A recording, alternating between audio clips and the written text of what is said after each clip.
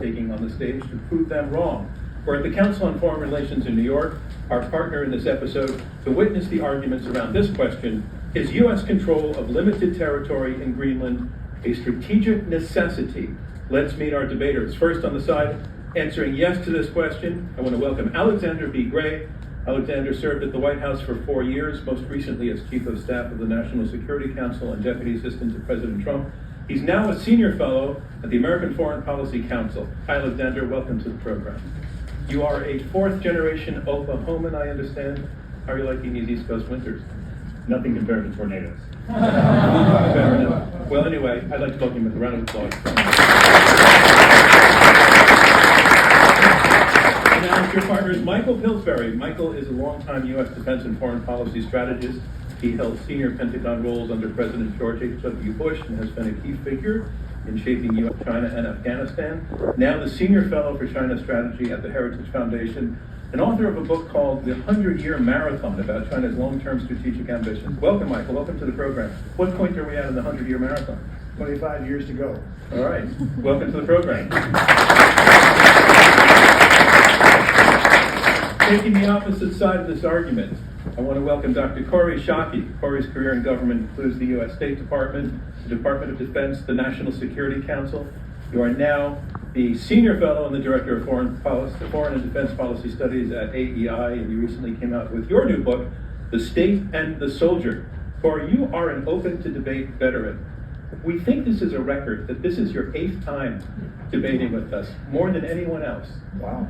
Does that give you an edge in this program? I sure hope so. Welcome to the program. Here is Max Boot. Max is an historian, an author, and a columnist for the Washington Post, a former CNN Global Affairs analyst, and also served as foreign policy advisor to the presidential campaigns of John McCain, Marco Rubio, Mitt Romney. He's currently a Jean J. Kirkpatrick Senior Fellow for National Security Studies here at the Council on Foreign Relations. Max has written a number of books, including his biography of Ronald Reagan, titled Reagan, His Life and Legend. Max, any guesses on what President Reagan would think at this moment in foreign policy? There you go again, John. I think he would probably be pretty surprised to find a president of his own party who opposes immigration and supports tariffs. All right, sounds like we're beginning to get to the start of your argument. So welcome to the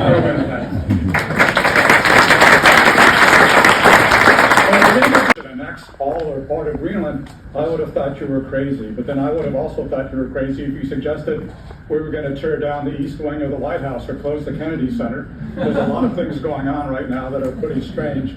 But I think we need to be clear about why we're even talking about Greenland. It has nothing to do with strategic necessity or the national security interest of the United States.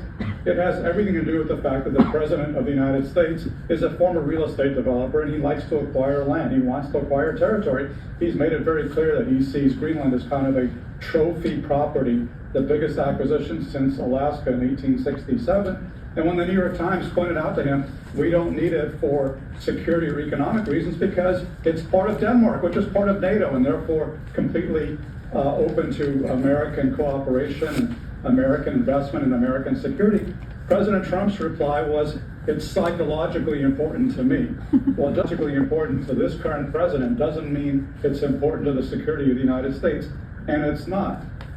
We heard a great deal from Alexander about the Solomon Islands. We're not talking about the Solomon Islands here. And the Solomon Islands, among many other differences, are not part of NATO. Greenland is part of NATO because it is part of Denmark, which is something that we recognize in the treaty in 1960. We also have a 1951 treaty updated in 2004, which allows the United States to have a military presence in Denmark. And if you listen to Senator Mark Warner, the vice chairman of the Senate Intelligence Committee, who is privy to all the intelligence that the United States has, he has said repeatedly, there is no Chinese threat in Greenland, there is no Russian threat. The only outside threat in Greenland comes from the United States of America. Now, if there is some down the line, if there is some Chinese threat, some Russian threat, we can certainly address it. And in fact, we're already pledged to address it. It's part of NATO. It has not gone independent. Maybe it will go independent in 10 years, 100 years, 200 years. We can cross that bridge when we get there. But right now, it is part of Denmark, which is part of NATO. And again, we are pledged to protect it. And Denmark has made very clear they're happy to have more U.S. troops. If we're worried about Denmark, if we're worried about the threats to Greenland from China, Russia, or any other power, why is it that right now we only have about 200 troops there? In the past, we had as many as 10,000 troops in 17 bases. Now, one base, about 200 troops. There is nothing preventing us from sending more troops to protect Greenland if we thought it was an actual national security priority. But clearly, it's a psychological priority for the president. It's not an actual national security priority.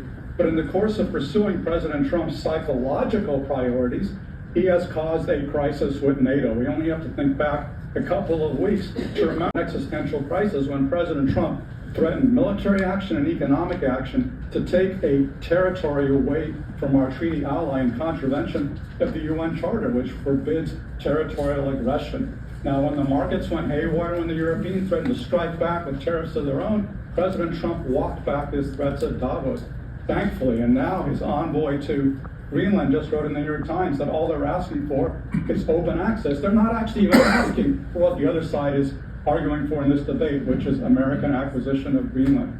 So I'm all in favor of open access to Greenland, but guess what? We already have open access in Greenland. We don't need to cause a crisis with the most successful alliance in world history in order to get open access to Greenland. And that would be a pretty poor trade-off in any case, to take control of about 58,000 people and some polar bears on some frozen tundra at the cost of sacrificing our alliance with Europe. We do about $1.5 trillion of trade with Europe every year. So there is no national security imperative to annex any part of Greenland. In fact, the imperative is not to do so and not to risk a crisis with NATO. Thanks, Matt. First two opening statements so far. We're going to continue with two more after we take a break. I'm John Donvan. This is Open to Debate. Welcome to Pillsbury, who is arguing that U.S. control of limited territory in Greenland is a strategic necessity. Michael, the floor is yours. Okay. Could I just ask, please, is anybody here tonight from Denmark? Please raise your hand. Denmark lost the 43 soldiers in Afghanistan. Denmark's been one of our closest allies forever. I happen to love Denmark myself. So there's no intention from me, or I think from anybody else, to offend or insult Denmark by talking about the importance of Greenland. And I think some Danes already are coming to understand that there's a strategic network that Greenland's part of.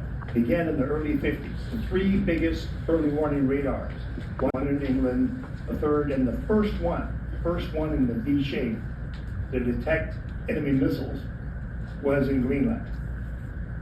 Greenland has several other increasingly strategic roles. Alexander Gray already mentioned the submarines. He has a scenario in his testimony to the Senate about a year ago. Suppose Greenland follows its own law. I believe it's called the Self-Government Act of 2009. It's an option if there's a vote, a referendum, and the majority prefers independence, then it obligates Denmark to begin negotiations over how to do the splitting, how to divorce. So the machinery is there. There are several other legal approaches. A compact of free association. Alexander has talked about and written about. Insular areas is another concept. Not annex at all anymore. It's President Trump saying that after his long meeting with the Danes and also with the NATO Secretary General, he and his team now see how they can get the strategic benefit that he wanted without annexation or without necessarily even any territorial control. These are phrases the Chinese have picked up. And by the way, the context for all this is China. Our long-term competition with China. Bipartisan, Joe Biden talked a lot and did a lot about it. The Chinese are going to have many opportunities in the next 20 years or more to kind of get the drop on us. And this is one of the opportunities. They're already talking about it worldwide. The Chinese are saying this proves the Americans are still colonial bullies. And they will do this to you. It's addressed in Africa, Latin America, South Asia, America. By the way, they don't say Donald Trump. They don't say this is a real estate magnate from New York, who has ego problems. No. They say all Americans, the American government is out to do this to you people. So we've got to be alert to strategic challenges when they happen. And Alexander and President Trump himself have pointed out this has an importance that has to do with the rise of China. We simply can't have a country going independent if they do that, and the odds are they want to in Greenland, and then have the Chinese and Russians step forward and say, you're our friends now. So with the Danish government in support of this new approach, with the NATO Secretary General in favor, and with a very specific list of things that the U.S. government and its allies need to do on Greenland. It's not just what's called, it used to be called Thule, Space Force Base. That's the old, remember I told you, the very first line of early warning was Greenland. It still is. So for Golden Dome, and frankly for something you may have never heard of called Chrome Dome, back in the 60s, American bombers flew around Greenland with H-bombs on board to protect the early warning system. And one of those bombers crashed. 4 H-bombs went into the ice. That strained U.S.-Danish relations, but we got over it. The radiation was in control. But Greenland, you should not be thinking of in terms of polar bears. I love Max Boot, but this Michael, is not about polar bears. I'm sorry, Michael, I'm standing up because your time is up. Thank you very much. Taking the opposite side, same side that Max Boot took, I want to welcome him to the stage. Floor is yours, Corey Schauer.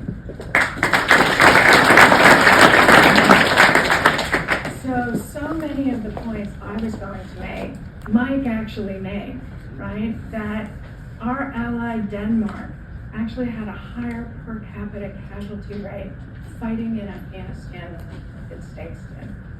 That's significant, and what our adversaries are arguing is that what the people of Greenland and the people of Denmark and the people of our allied countries think about this behavior by the United States shouldn't matter, that shouldn't affect this, that there's no opportunity cost to behaving the way we are behaving. That's simply not true, right? One of the last sales of sovereign territory in the international system was Denmark selling the West Indies, what we now think of as the U.S. Virgin Islands, to the United States in 1917. And as part of that treaty negotiation, we paid Denmark $25 million, and we promised to acknowledge Danish sovereignty over Greenland. So we are already in violation of a commitment we made to the government of Denmark almost 100 years ago. Second thing to remember about where this issue stands is that in 1951, the United States and Denmark, by that time already NATO allies, signed what we think of in the Defense Department as a status of forces agreement. The government of Denmark offered the United States and committed in treaty that the U.S. would have exclusive jurisdiction over the bases we established in Greenland. We had, during the Cold War, 17 U.S. bases in Greenland. We now have only one, by our own choice.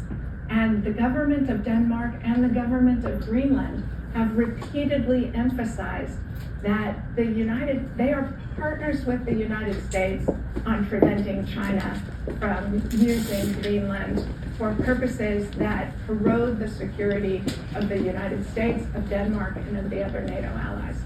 So what the president has done with creating this tornado over is to impose an enormous opportunity cost, sense that the United States is no longer a reliable ally.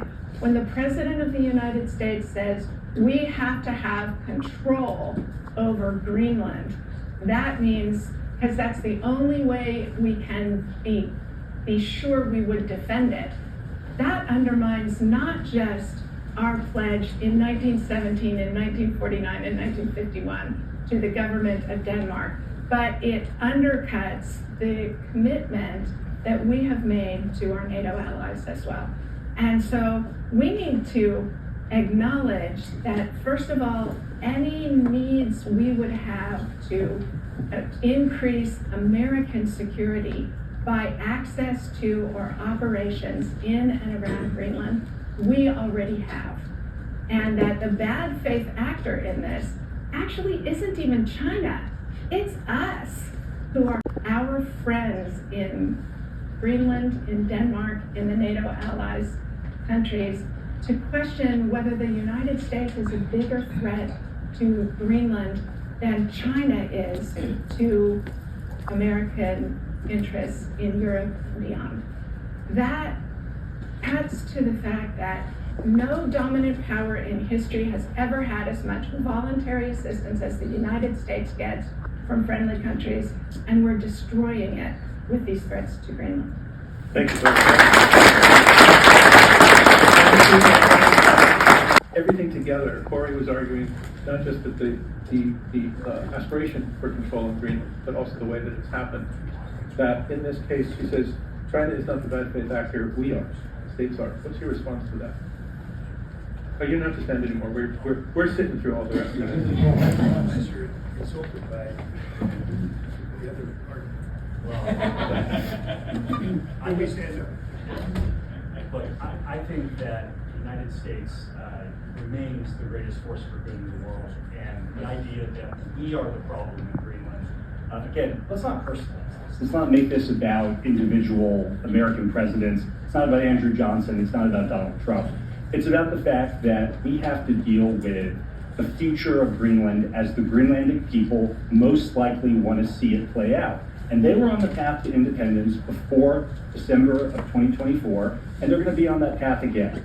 You're essentially repeating your opening argument, which is fine, but I would like a response to Corey's position that the way the United States has conducted itself has caused an awful lot of harm, to the degree that she'll say we're the bad faith actor. And if you could respond to that framing of things to refute it. Yeah, so I don't think that the United States is a bad faith actor when what we're simply trying to accomplish here is worrying about what happens to the 1951 treaty when an independent Greenland refuses to acknowledge the 1951 treaty. The 1951 treaty was forced upon them by their colonial masters in Copenhagen.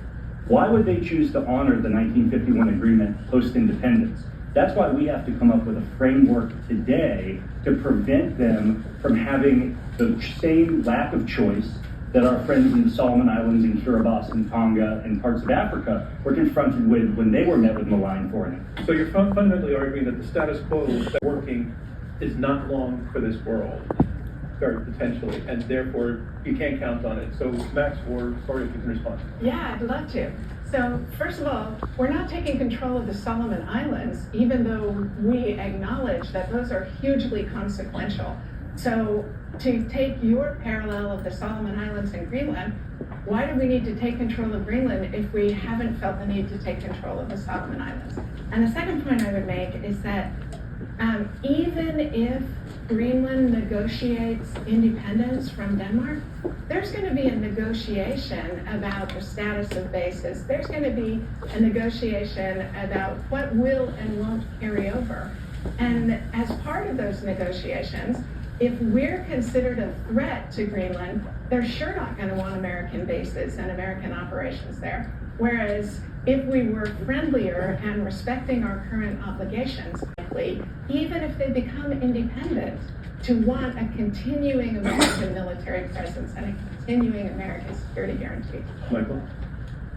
Same question? No, in response to Corey's response. Corey just doesn't get it yet. I need to give her a free copy of 100-Year Marathon. I enjoyed her book, Safe Passages. It's all a safe passage. It's all about how, as America surpassed England, people didn't understand what was happening. That's what's happening now. China is surpassing us in many areas.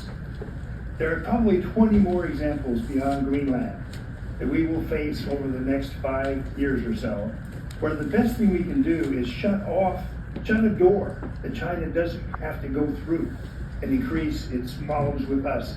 President Trump's been laying out a new approach to China. He keeps saying Xi Jinping is my friend. I think this April summit, there are areas of cooperation that have begun to emerge.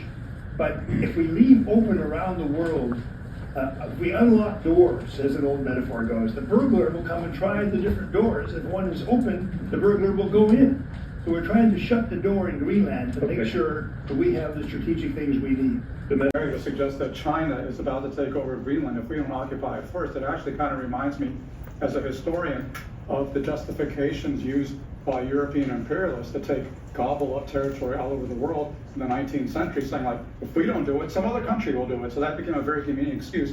But imperialism is no longer acceptable. We now believe in the principle of territorial integrity, which is the underpinning of the entire post-1945 world order. It's embodied in the UN Charter. And if we attempt to take control of Greenland over the wishes of its inhabitants or over the wishes of our ally Denmark, we are doing grave damage to the post-1945 world order with no conceivable benefit.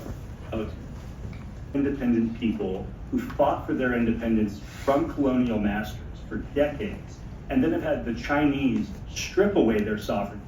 And our friends in Australia, former colonial masters of the Solomons themselves, refused to take the action in time to prevent the Solomons from losing their sovereignty. Okay, so that's what's going to happen here if we don't act decisively to prevent it from happening. In 2018, when I was in the White House, there was an attempt by the Chinese to buy an airfield in Greenland. And we, with the help of Denmark, turned that down. What's going to happen when Denmark is not sovereign over foreign policy there? I have no confidence that that same outcome is going to occur. What you're ignoring is there's a billion reasons why Greenland is not necessarily going to go independent, which is that Denmark actually provides about $1 billion worth of subsidies to Greenland every single year, which they're not going to get if they're independent. But the larger problem I see with your argument is you're creating these kind of castles in the air, imagining this crises many years down the road, which may or may not occur. And in order to head off this speculative crisis, which may or may not occur, you want to start a crisis right here and right now, which could lead to the dissolution of NATO right here and right now, or at the very least will lead to a massive, and has already in fact led to a massive loss of confidence in Europe, in the United States as a strategic partner. Can I offer a positive vision here? The United States and Denmark and Greenland being at odds with each other. It really does.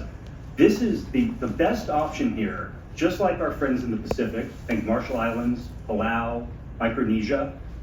Greenland gets independence, and the United States starts today negotiating what's called a Compact of Free Association with independent Greenland, where we provide some of the much needed social services that you alluded to. We provide them with incredible opportunities like our friends in the Pacific have enjoyed, and we preserve the right to deny an adversary the ability to use Greenland for malign purposes. So the sovereignty of the people of Greenland is actually preserved under that arrangement. So the only way that the United States will get to the economy of scale, economically, politically, or militarily, to manage the security and economic challenges that China is posing for us and for other countries is if we act in concert with like-minded countries. If we can build a platform of cooperative security with allies in Europe, with Japan, with South Korea, with Australia, and move forward together on China policy. And that's what the president's aggressive approach, disrespecting the sovereignty of Greenland and of Denmark, is now endangering. So in order to get a future benefit in Greenland, we are actually destroying our ability to work with others and manage the China problem more broadly. I'm curious, Michael, do you think this stick to Denmark? I think it's been effective. But do you think it's been antagonistic? No. His goal, I think, and this is where Max Boot is right about his real estate background. If you read the case studies in Art of the Deal, you first shake up the other side.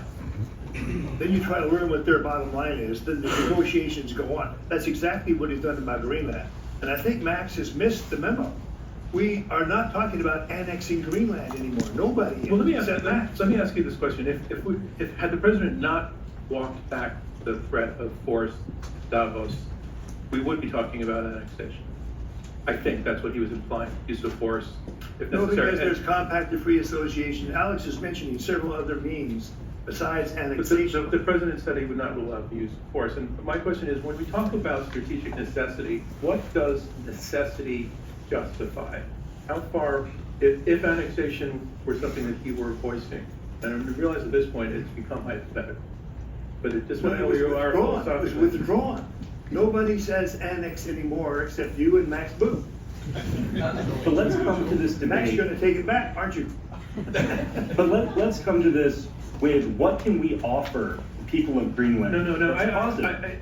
You've covered that. I want to ask you, what does strategic necessity justify in terms of American action? It justifies us giving them the best offer we can give them. So membership in USMCA, offering them the potential. Let's put the 57,000 people of Greenland, if they want Danish healthcare, but their security and sovereignty is critical to us, let's put them on TRICARE. Let's put them into the US veteran system. Let's find creative ways to bring them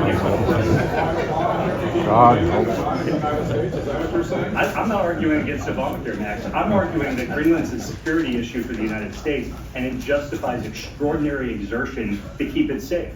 Can I just read you two poll results very quickly? Better that I was looking at on my phone as we were talking. You were looking at your phone in the middle of the debate. I was told everybody You're paying attention to you, you're looking at his phone. Go, Max. One poll shows that 60% of Danes now consider the United States an adversary, with less than a fifth saying the United States is a reliable ally. And 3/4 of people in Greenland don't want to be part of the U.S. So we've alienated the Danes, and we're not attracting the Greenlanders either. That is the result of President Trump's heavy-handed attempts to annex Greenland, which, yes, he has backed off for the time being, mercifully. There is a lesson for all this, that in the next 20 times we face this kind of challenge, where the Chinese could slip in to an area that we have not been paying attention to, we may learn a lesson from this whole situation, that the way to do this is behind closed doors, secretly, and not talk openly about the issues until our side, the American side, and our allies have a good plan. Can't argue with that, I suppose. That would be a more effective way than the Trump administration has chosen.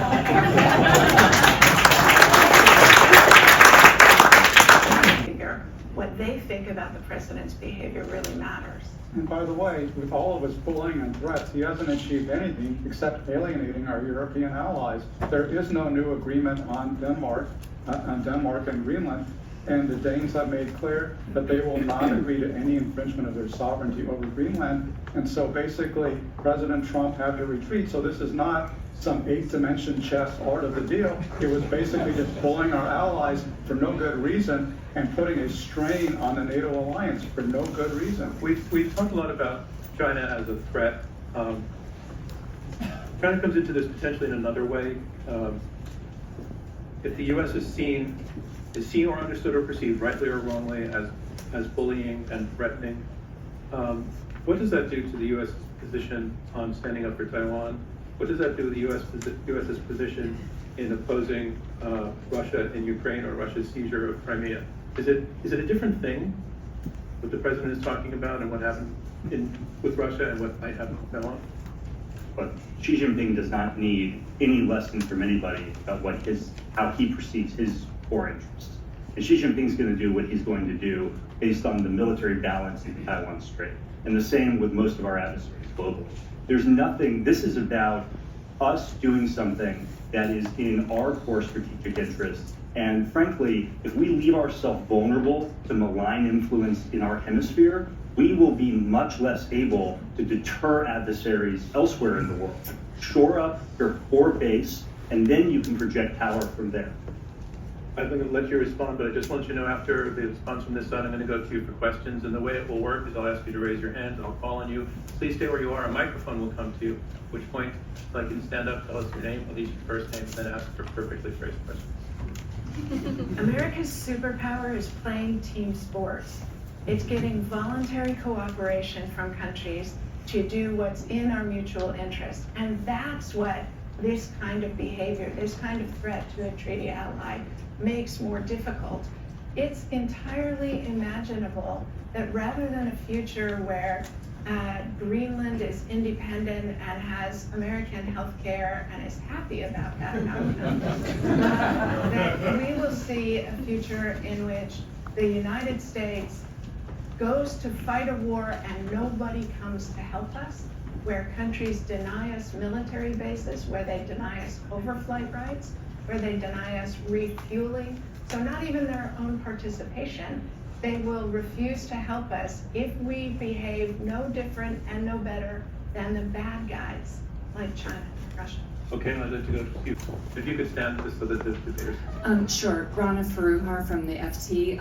This is a question mainly for Alex and Michael. I thought you made a really good case, which I largely agree with, about hemispheric security. But my question is this: is blowing up NATO right now, if that were to be the case as a result of what's happened, worth it? And is there an assumption that we are in a tripolar world in which Europe can no longer be trusted to take a transatlantic centric tack towards its future? Do you think that the way in which China has pulled parts of Southern Europe in particular into trade alliances, into the One Belt, One Road situation, has created that world? And then to Carrie's point, what does that mean when we need the Finns to build icebreakers and European countries to create demand? By the way, great questions, and that's the way to do it. That's the model. Thank you very much for showing.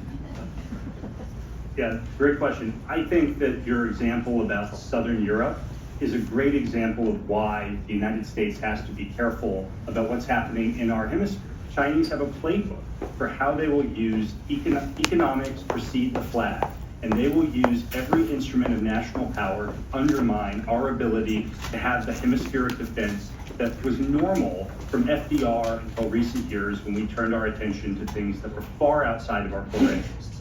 Now, the United States will always be a critical part of NATO. NATO is the greatest alliance in the history of the world. We need to, as hard as it is for everybody in this room and outside, to separate this from the personality in the White House today. This is not about Donald J. Trump. This is about something that has animated American strategic thought for 150 plus years.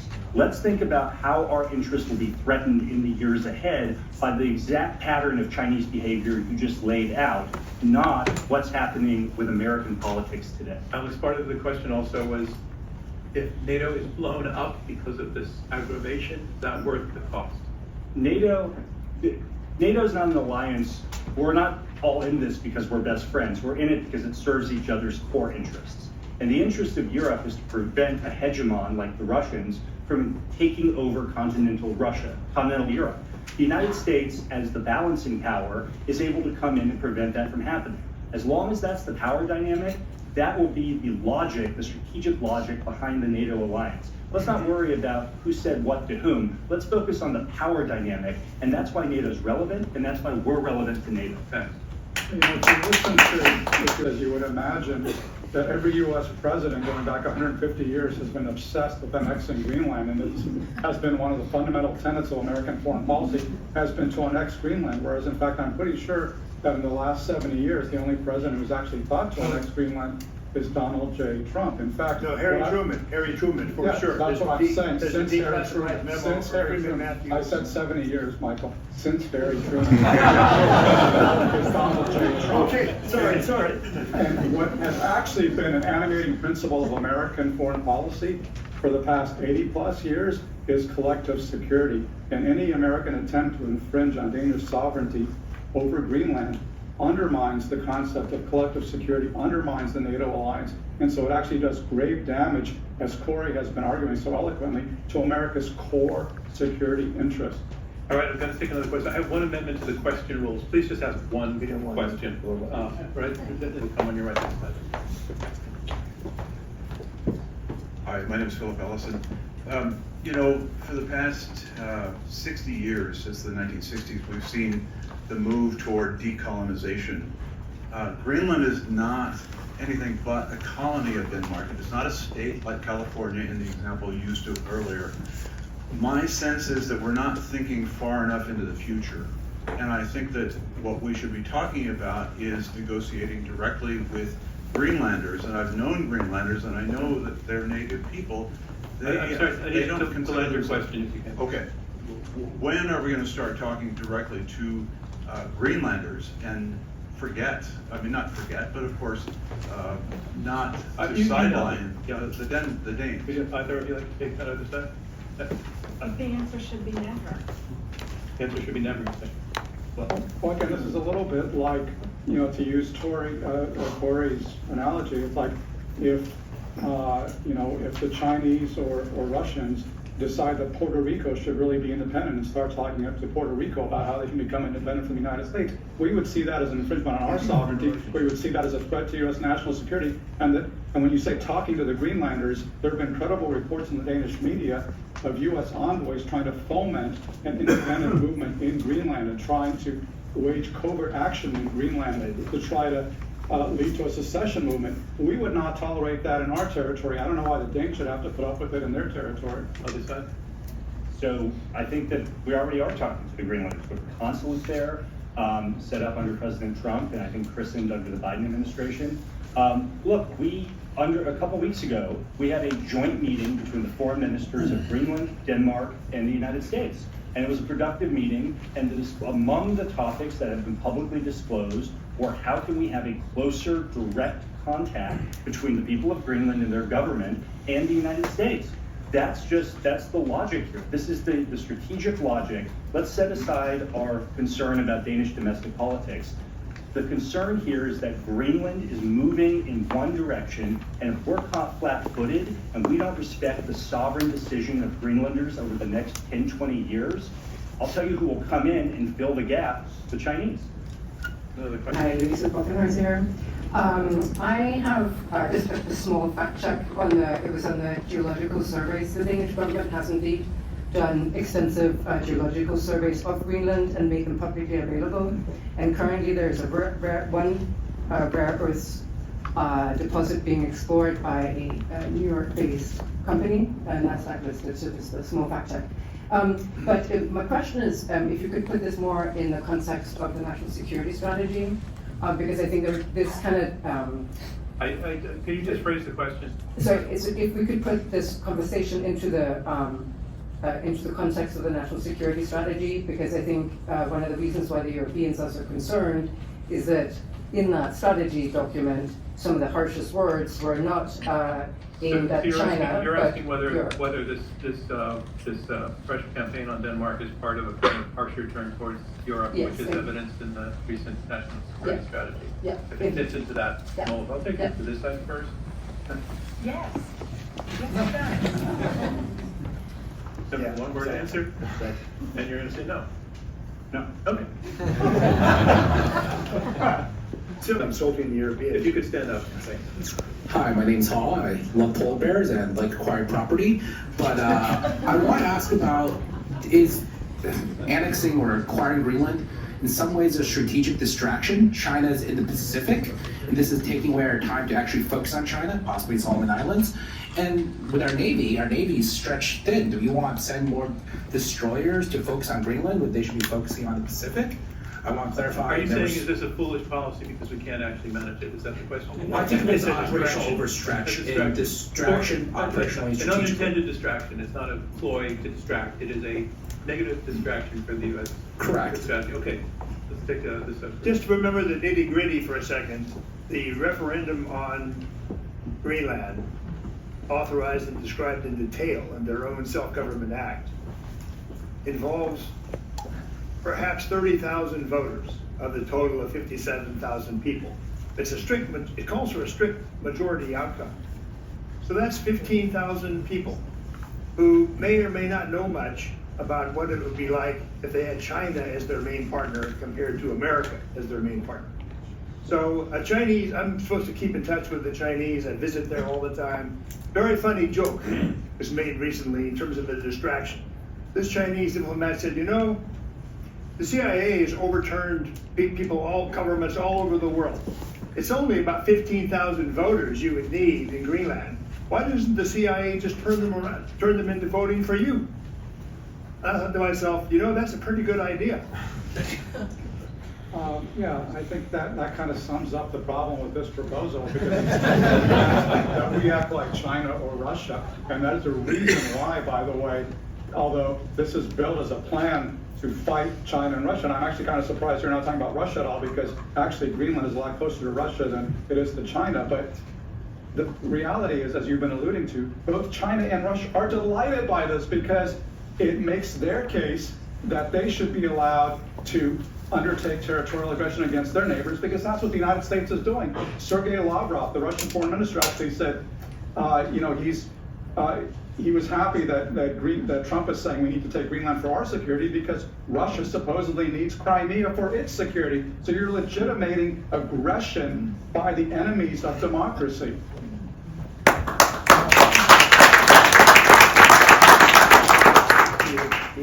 You can stand up, please. Tell us your name. First name. I'm Still Tang. I'm the author of Disrobed, and actually I was, when I wrote for the Can you hold FT. your mic a little closer? Thing. When I wrote for the FT, I was actually invited to take a tour of the mineral resources, so we definitely know what's there. But my question is, isn't this all a giant distraction from the Epstein files? I feel like I'm addressing the elephant in the room. Are we just debating? I'm gonna treat that as a rhetorical open question. No, I'm serious. No, it's a real question. We don't know the answer. Yeah. Right, yeah. No, it's two. Third row from the front, yes. Everybody in the green sweater, stand up. Hi, am I doing this right? Yeah. Hi, I'm Rachel. I have a bit of a clarifying question. The debate is U.S. control of limited territory, but we seem to have moved on to annexing all of Greenland instead of limited control. So my question is sort of, wouldn't you concede that already having bases or expanding the number of military bases, as you said that we already are allowed to do, would be us having limited control of Greenland? Well, I think we're talking about changing the status quo in some way beyond where we are now, which is what you're opposing. But let's take that question on. You're already making the case that we already have it. Yeah, what are you opposing exactly? We are opposing the notion that the United States should violate the sovereignty of Denmark, should threaten a NATO ally with acquisition of its sovereign territory, when in fact that ally has already, by treaty, ceded to the United States everything we need in order to secure ourselves on. And it's worth pointing out very quickly, we have bases in dozens of countries around the world where we don't own the territory, so it's very easy to have a U.S. base without actually owning the territory. Diego Garcia. Well, Now lost. which lost, yeah. Look, the challenge here is, and there's a question about the national security strategy. This is uniquely important to the United States because of its hemispheric element. This is not an American military base somewhere else in the world. This is a strategic priority in a way other things are not. And so the question about limited sovereignty that covers bases, look, we already have the 1951 agreement. The 51 agreement has been underutilized by presidents of both parties for 35 years. We should use I say call Denmark's bluff. Put more US troops in under the 51 agreement to the hilt. That doesn't solve the fundamental problem, and neither does limited sovereign territory over bases, that we are moving on the path toward an independent Greenland that will not be in a security position to defend its sovereignty, and that will hurt our security. All right, that is the conclusion to the question and answer portion of the debate. Thank you, everybody who asked a question.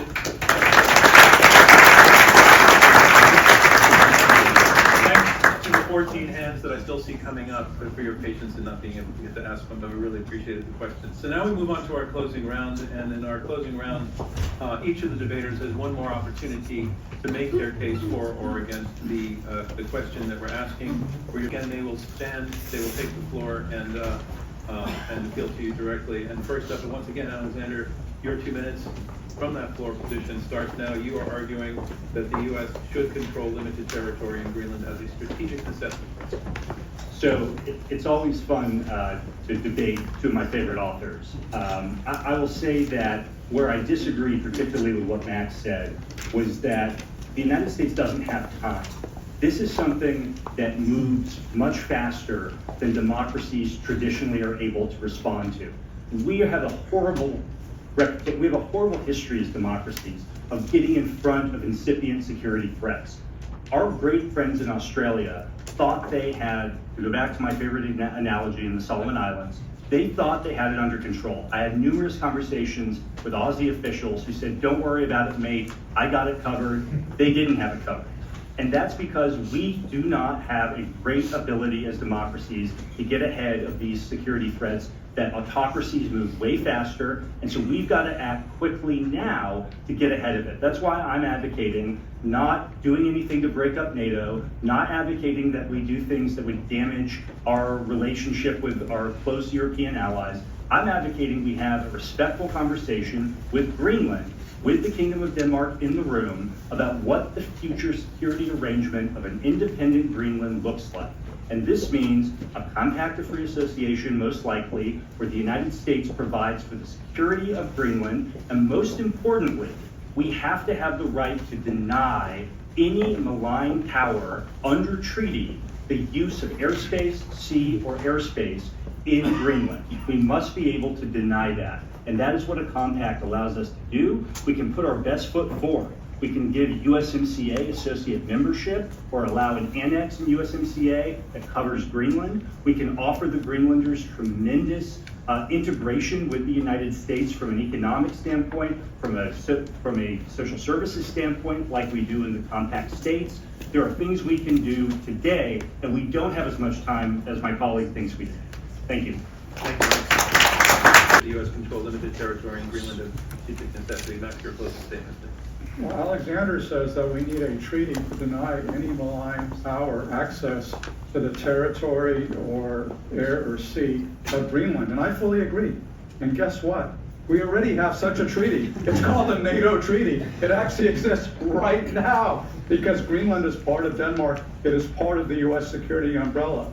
And that is what we should be supporting instead of talking with Greenland about how they can become independent, which would be seen as an infringement of Danish sovereignty, because Greenland has made clear that Denmark has made clear that Greenland is not for sale. Now, if at some point we reach a point where the people of Greenland vote to secede from Denmark, we can talk about what happens at that point, but that's an entirely speculative scenario right now. And right now, if we're talking to the people of Greenland about how they can leave Danish sovereignty, that's an assault on our NATO allies. It will be perceived that way. It has been perceived that way. It will be seen as the United States violating the territorial integrity of Denmark. And what this is really all about, folks, is the so-called Dunroe Doctrine, which is that President Trump is trying to revive his version of the Monroe Doctrine, but what he's really trying to revive is 19th century imperialism, where every great power can do what it wants, it can prey on its neighbors, and so therefore he believes that the United States can dictate what happens in the Western Hemisphere. We can remove the leader of Venezuela, we can seize its oil, we can take control of Greenland, but you know what? That's an invitation to Russia to do the same thing in Ukraine. It's an invitation to China to do the same thing in Taiwan. This is a mortal blow. This is a mortal threat to the principles that have underpinned the global security order since 1945 and that have led to the greatest expansion of freedom, security, and democracy in world history. This is a danger to the United States. It's a danger to the world. It's a danger to our allies. I ask you to say no to annexation or control of Greenland. I ask you to say yes to collective security and NATO.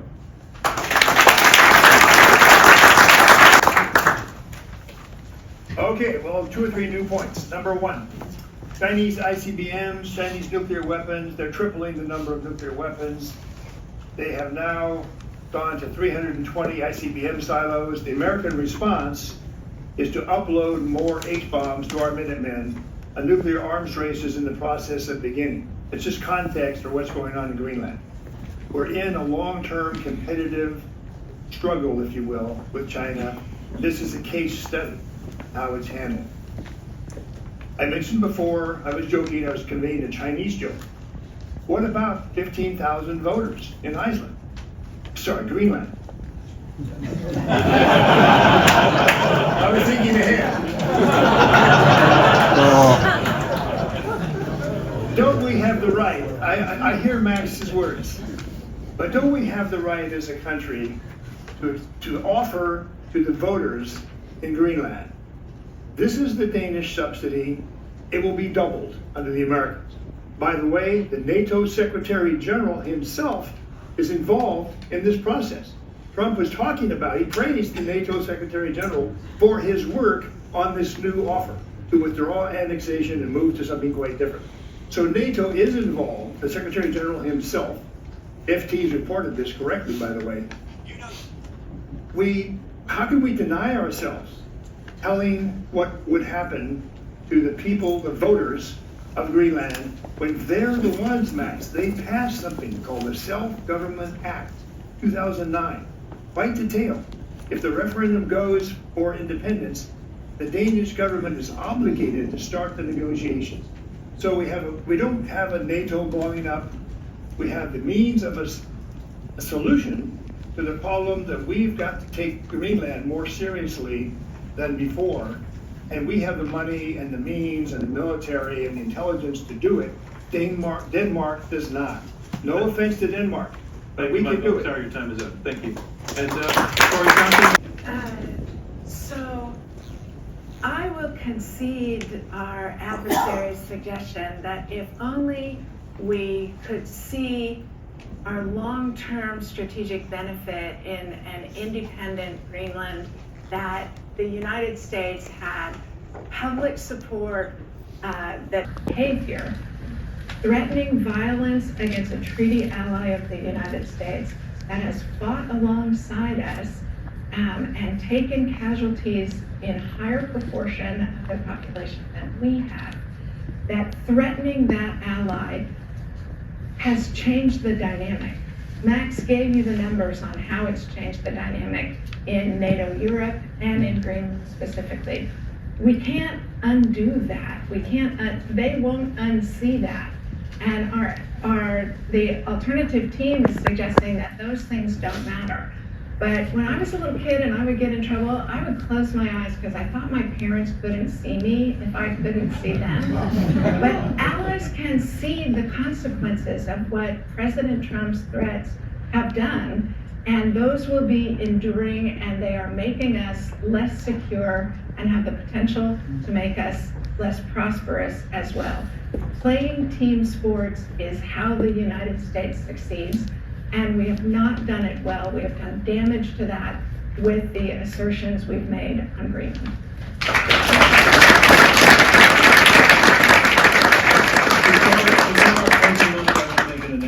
That I'd like to extend an invitation for all of our in the audience and everybody viewing this to join us for another in-person debate. February 25th, it's going to feature Andrew Yang and Chris Hughes, co-founder of Facebook. We're debating the question, will AI make work obsolete? If you're in the DC area, please come join the conversation at the Hopkins Bloomberg Center, and you can visit opentodebate.org to register. That is a wrap on this debate. I'd like to invite the four debaters up to the stage here, and in doing so, first of all, I want to thank the council. Shake hands or kiss. I